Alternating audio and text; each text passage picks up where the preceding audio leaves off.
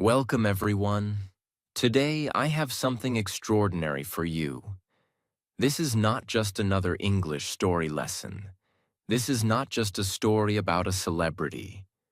This is a story that will take you deep into the life of a man who started with nothing, who faced rejection, poverty, and failure, and yet rose to become one of the most powerful, respected, and inspiring actors in the world.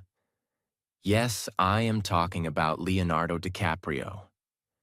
This is the story of a boy who grew up in a dangerous neighborhood, surrounded by crime, drugs, and violence. A boy raised by a single mother who struggled every single day to give her son a better life. A boy who was told, "You're not good enough. You don't look like a star. You'll never make it."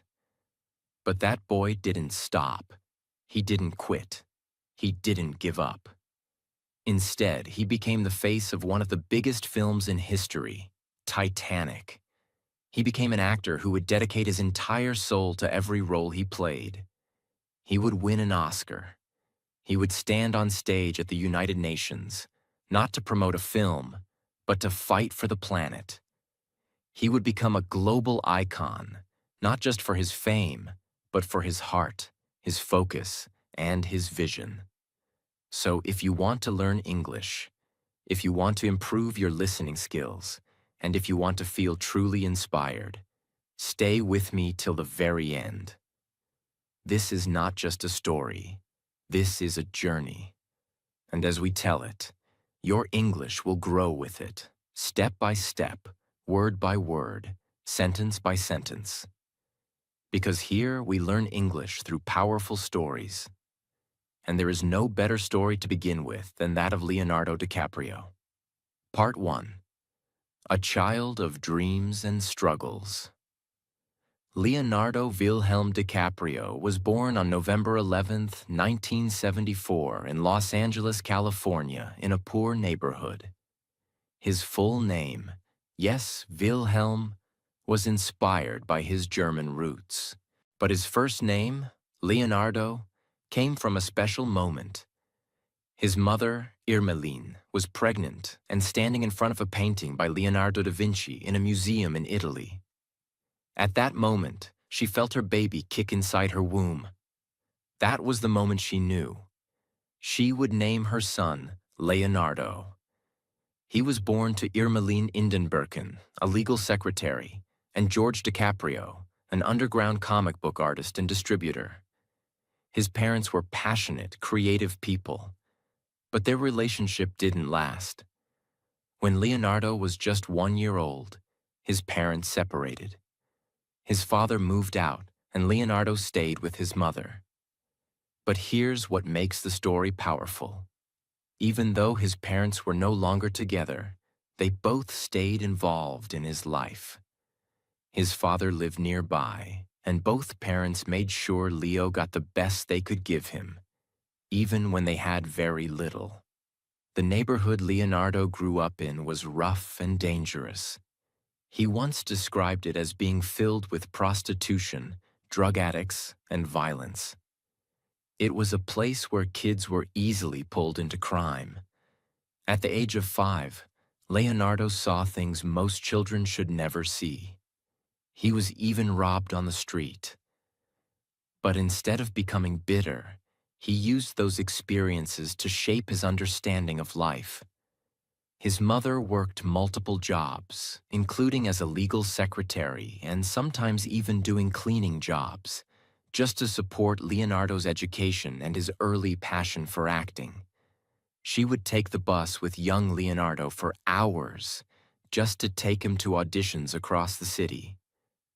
She believed in him completely. She would sit with him, wait with him, and even when he got rejected, she would smile and say, "We'll try again." From a very young age, Leonardo was different. He was full of energy, always mimicking people, making faces, acting out scenes from television, and doing impressions. Teachers at school said he couldn't sit still. He was not a fan of the regular school system. He felt that he didn't belong. His heart was in performance, in storytelling, in imagination. He knew very early he wanted to be an actor. But dreams are never enough. He needed a break. He started by appearing in television commercials. One of his first gigs was for Matchbox cars. He was just 5 years old.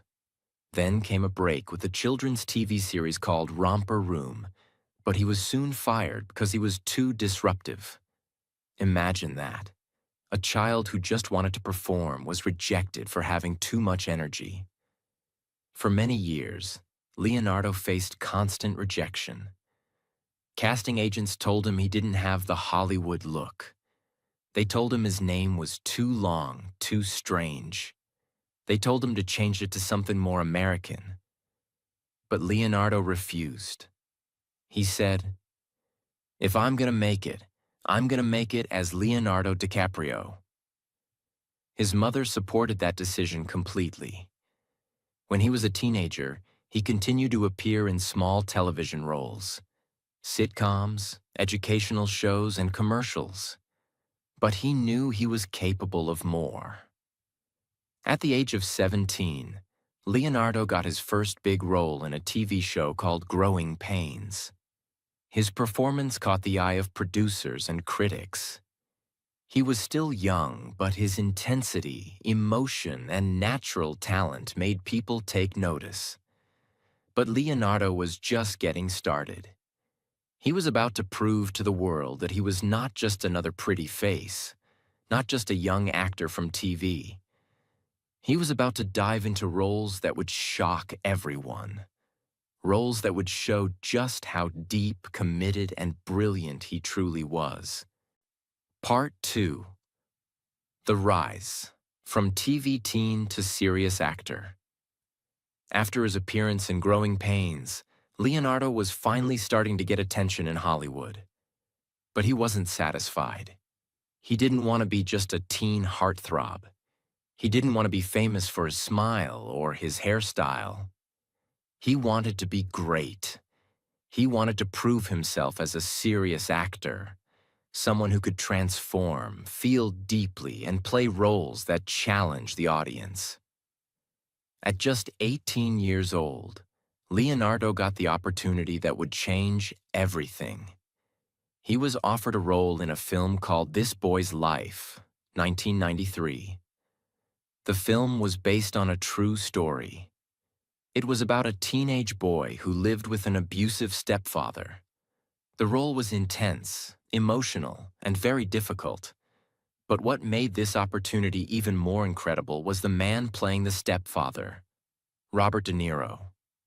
Robert De Niro wasn't just any actor. He was a legend. A man known for powerful roles in movies like Taxi Driver, Raging Bull, and The Godfather Part 2. For Leonardo, acting alongside De Niro was both terrifying and exciting. He knew this was his chance. If he could stand tall in front of a legend, the world would finally take him seriously. So how did he prepare? Leonardo didn't just learn his lines. He studied the entire script. He thought about his character's life, his pain, his anger, his fears. He would sit alone for hours, imagining himself as that boy. When the camera started rolling, Leonardo gave everything. His scenes were full of emotion. He wasn't just acting, he was living the role. De Niro was impressed. So were the critics. Suddenly, Hollywood wasn't talking about a teenage boy from Growing Pains. They were talking about a real actor, a young man with raw, natural talent, a performer who could go deep into the soul of a character. But Leonardo wasn't finished. He was just warming up. That same year, he took on another challenging role in a film called What's Eatin' Gilbert Grape, 1993. This time, he played the role of a mentally disabled boy named Arnie Grape, living in a small town with his brother and overweight mother. The main character, Gilbert, was played by another young actor named Johnny Depp, who was already quite famous. But when the film was released, all eyes turned to Leonardo. His performance as Arnie was unbelievable. He studied children with disabilities, watched their body language, listened to how they spoke, how they moved, how they smiled, how they struggled. He didn't try to imitate a disability. He tried to understand it. He showed Arnie as a person with feelings, dreams, and joy, not just as a medical condition. When the film came out, audiences were shocked. Many people thought the director had hired a real disabled boy. They couldn't believe Leonardo was acting.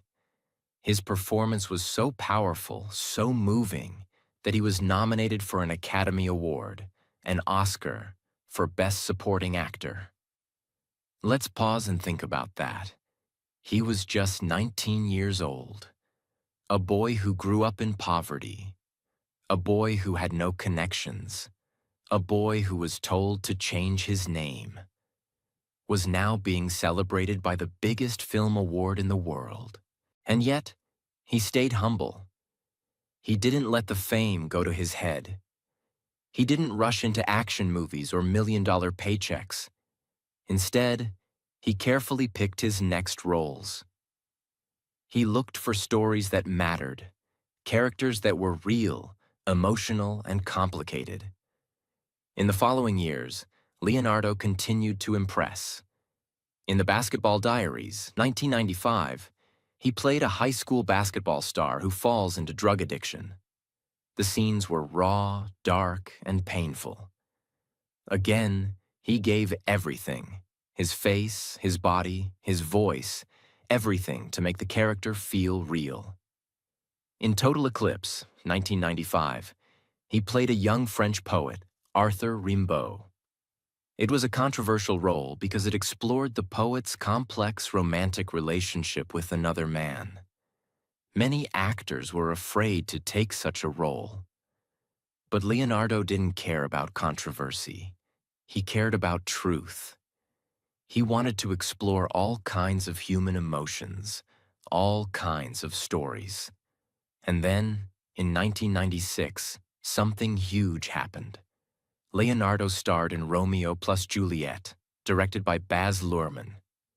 It was a modern version of the classic Shakespeare play, full of guns instead of swords, neon lights, fast cars, and wild music. But the heart of the film was still the love story between Romeo and Juliet. Leonardo played Romeo with passion, charm, and soul. Teenage girls all over the world fell in love with him. His face was suddenly on every magazine. His name was everywhere. He had become a superstar. But even as the world began to see him as a heartthrob, Leonardo remained focused on acting. He didn't want to be a celebrity. He wanted to be an artist. And that desire, his hunger to go deeper, to push himself further, would lead him to a film that would change his life forever. It was a film about a ship that sank in the freezing Atlantic. A ship called the Titanic. Part 3. Titanic, The Storm of Fame. In 1996, a young Canadian director named James Cameron was working on the biggest film of his career.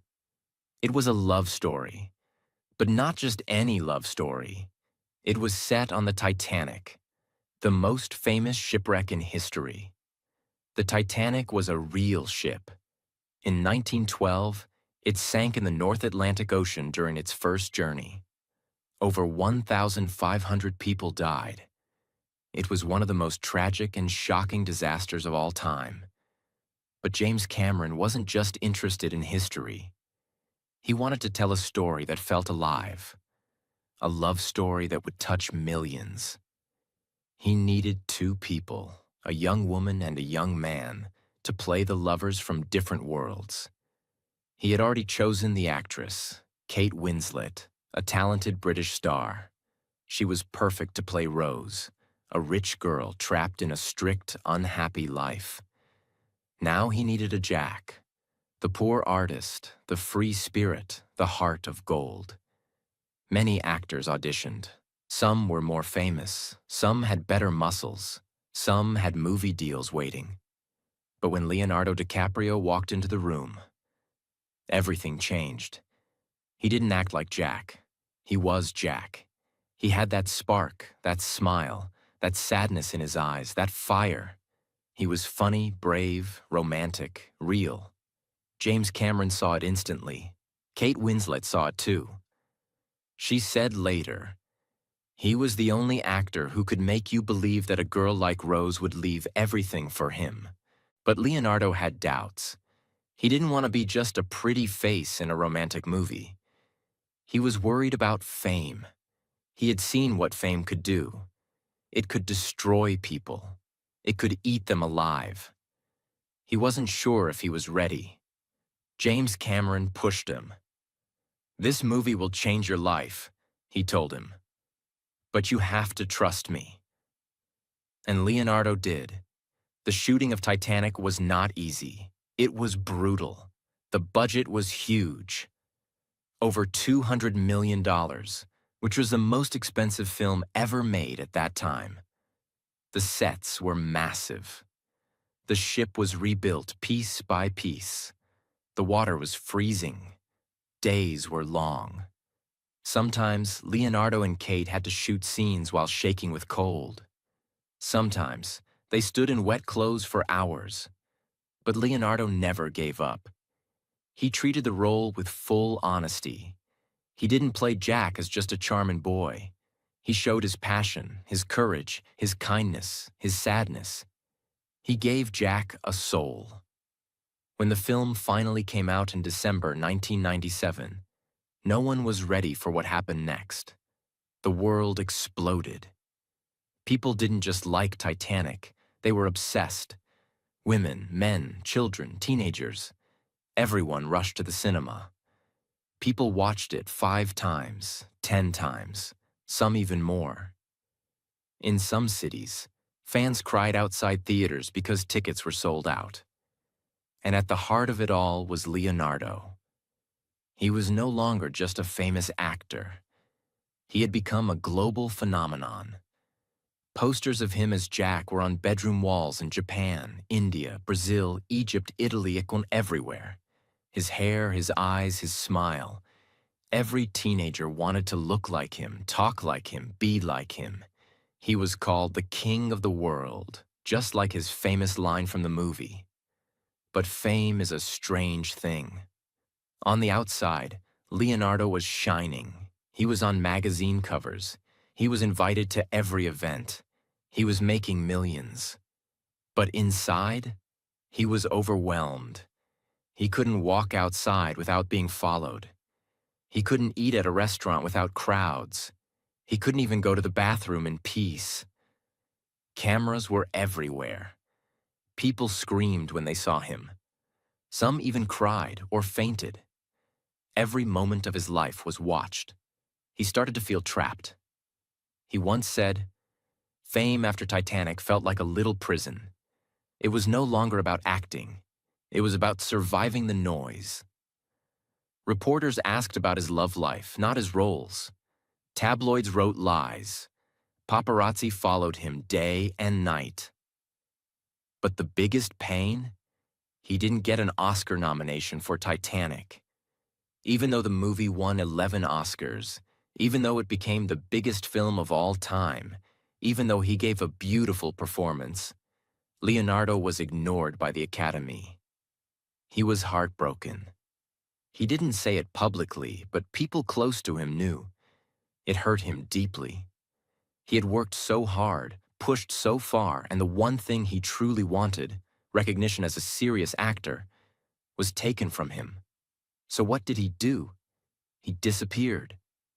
For a while, he avoided big roles. He took time off. He focused on art, on life, on nature. He traveled, he read, he thought. And when he came back, he didn't choose another blockbuster. He chose films that were different. Films with soul, like The Beach, 2000. A story about searching for paradise. Like Catch Me If You Can, 2002. A fast, clever film based on a true story. He stepped back. He started reading more scripts, not just looking for fame, but searching for stories that had depth, complexity, truth. He began to say no to big studios. He rejected romantic roles. He stopped attending every red carpet event. Instead, he surrounded himself with people who could challenge him. This was the moment Leonardo made one of the most important decisions of his career. He teamed up with someone legendary, a man who had worked with Robert De Niro, Joe Pesci, and many of the greatest actors in history. That man was Martin Scorsese. Martin Scorsese was already a master. Known for films like Taxi Driver, Raging Bull, and Goodfellas, he was famous for his raw, gritty, powerful storytelling. But at that time, he was looking for a new kind of actor. Someone young, but serious. Someone who could bring emotion, intelligence, and fire to the screen. Their first film together was Gangs of New York, 2002. It wasn't an easy movie. It was violent. It was intense. It was set in the 1800s during a brutal period in New York's history. Leonardo played Amsterdam Vallon, a young man who watched his father get murdered and now wanted revenge. He had to act opposite Daniel Day-Lewis, one of the most respected and intense actors in the world. Day-Lewis was known for completely becoming his character, living, breathing, and thinking like the person he played. Some actors might have felt scared, nervous, or small beside him. But Leonardo didn't flinch. He stepped into the fire, gave it everything, and stood tall. He studied history, worked on his accent, trained with experts, and stayed in character. On set, he didn't act like a star. He acted like a student, hungry to learn, ready to grow. Audiences saw a new Leonardo. He wasn't just charming anymore. He was dangerous, powerful, layered. He had transformed. In 2002, Leonardo also starred in Catch Me If You Can, directed by Steven Spielberg. It was based on a true story of Frank Abagnale Jr., a young con artist who pretended to be a pilot, doctor, lawyer, all before the age of 21. It was a fun, fast, stylish film. But under all the fun, there was pain. A boy running from a broken home, a boy trying to make his father proud, a boy hiding behind lies because the truth hurt too much. Leonardo brought all of that emotion to the screen. His smile lit up the film, but his eyes told the real story. Audiences loved him again. But this time, it wasn't just for his looks. It was for his performance, his honesty, his courage. Then came The Aviator in 2004, perhaps the most demanding role of his career up to that point. He played Howard Hughes, a real-life billionaire, inventor, filmmaker, and airplane lover who slowly lost his mind to a condition called OCD, obsessive-compulsive disorder. This role required more than acting. It required pain. Leonardo didn't just read about OCD, he studied it deeply. He talked to doctors, read books, and even locked himself in rooms for hours to feel the anxiety, the fear, the obsession.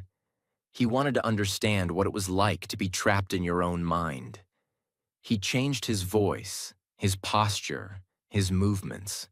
In one scene, he sits naked in a theater, repeating the same line again and again, shaking, sweating, breaking down.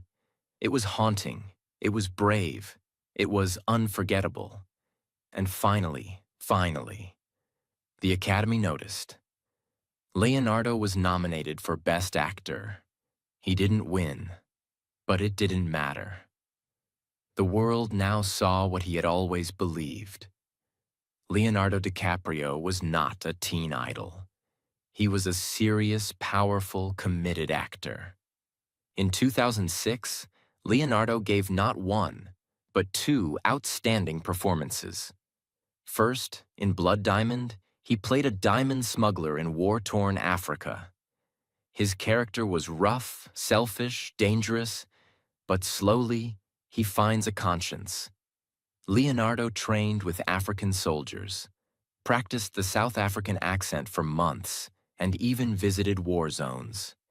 His performance was raw, emotional, unforgettable. He earned another Oscar nomination.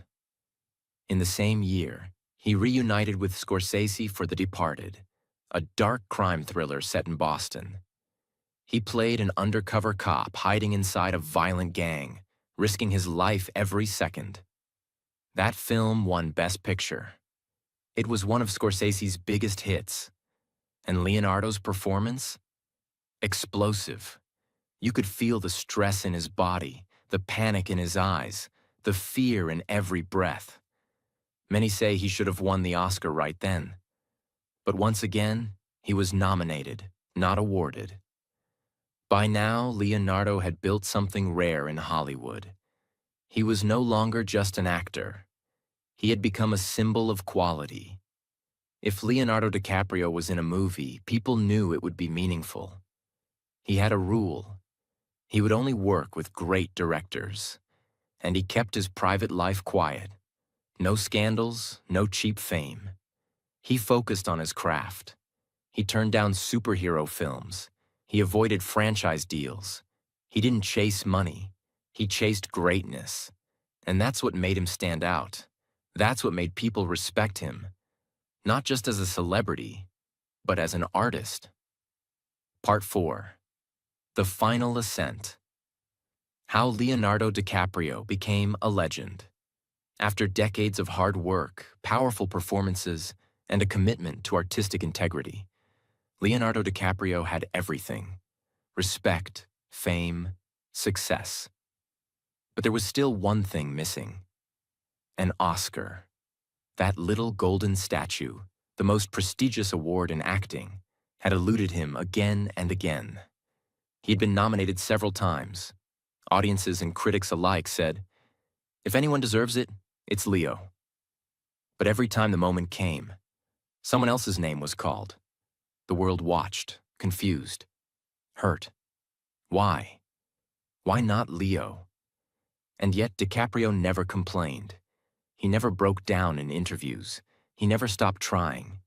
He just smiled, thanked the Academy, and went back to work. Choosing films that mattered, that challenged him, that gave him no rest until he had delivered something unforgettable. And then came the film that would change everything: The Revenant, 2015. This was not just a film. It was a war. Leonardo DiCaprio took on the role of Hugh Glass, a real-life frontiersman from the 1800s who is mauled by a bear and left for dead, but somehow survives and crawls through snow and wilderness to find the men who betrayed him. This was not a studio set with green screens and coffee breaks.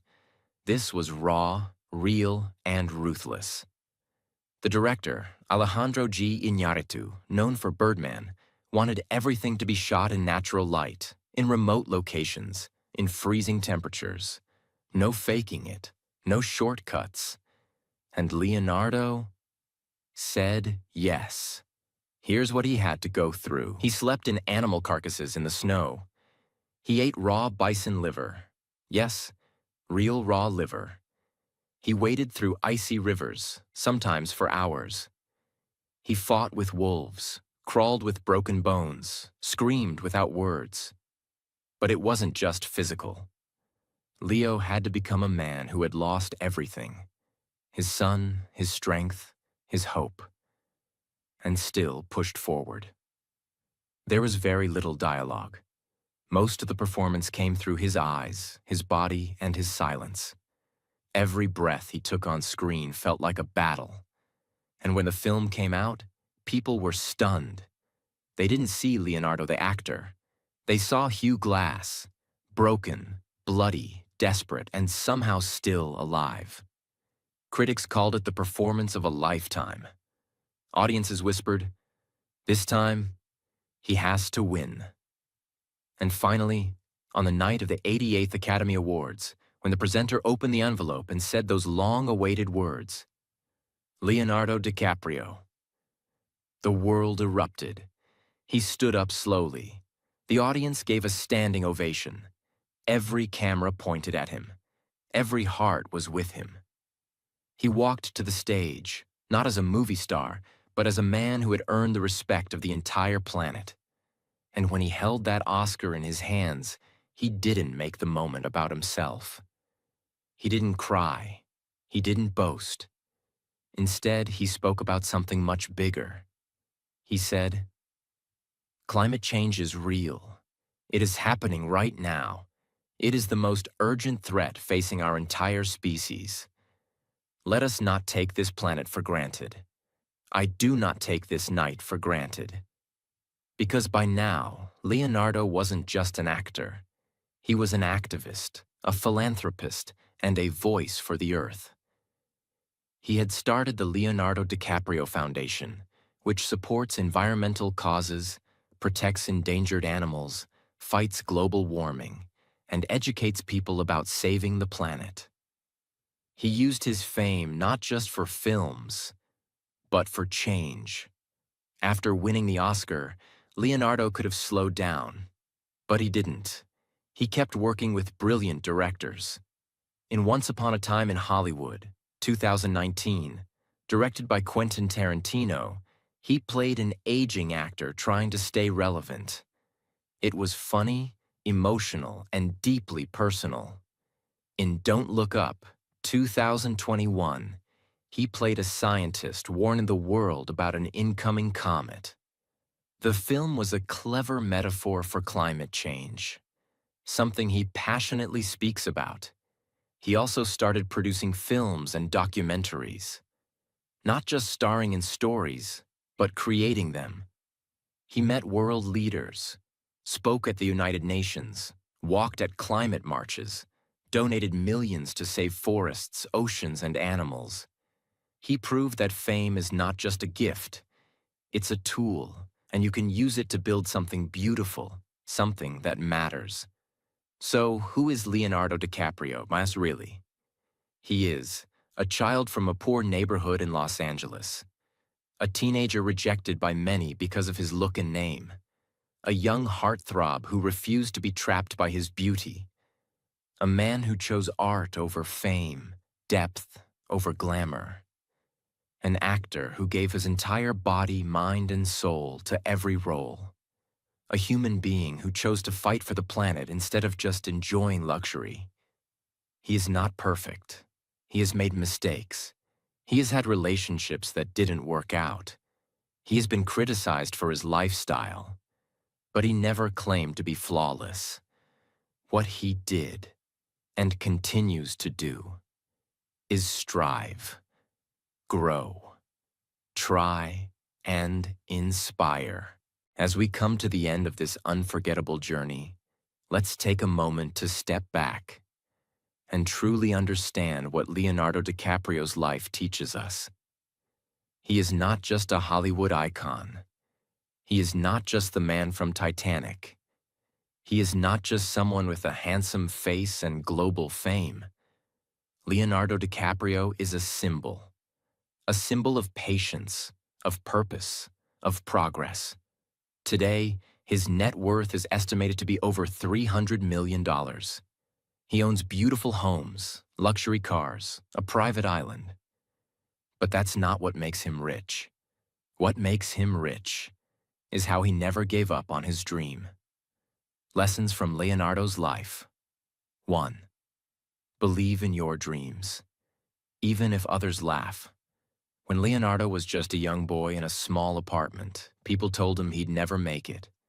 His name was strange. He was rejected many times, but he believed in himself when no one else did. 2. Don't let success trap you. Let it push you. After Titanic, he could have taken the easy path, but he didn't. He rejected fame's comfort and chose the difficult road, the road of great storytelling and meaningful characters. 3. Failure is not the end. It is fuel.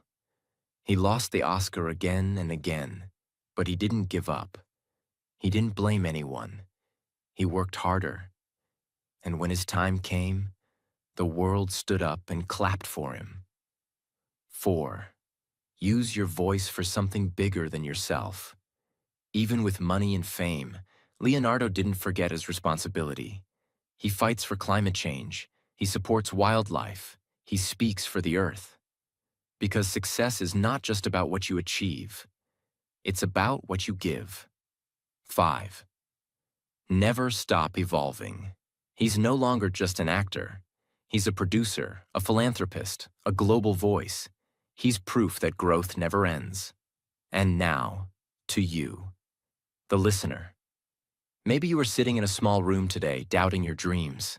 Maybe people laugh at your goals. Maybe life has pushed you down again and again. But remember this, Leonardo was once a boy like you, like me, like us. No connections, no fame, no guarantees. Just a dream, a deep belief, and a fire in his heart. And that was enough. So never give up. You don't need to be born great. You just need to start. Study, work, improve your English, speak with confidence, chase your passion, because you never know who's watching. And you never know how far you can go until you try. Your Oscar moment will come. And one day, people will tell your story. Just like we told his. Until then, keep moving. Keep believing. Because the world is waiting for you.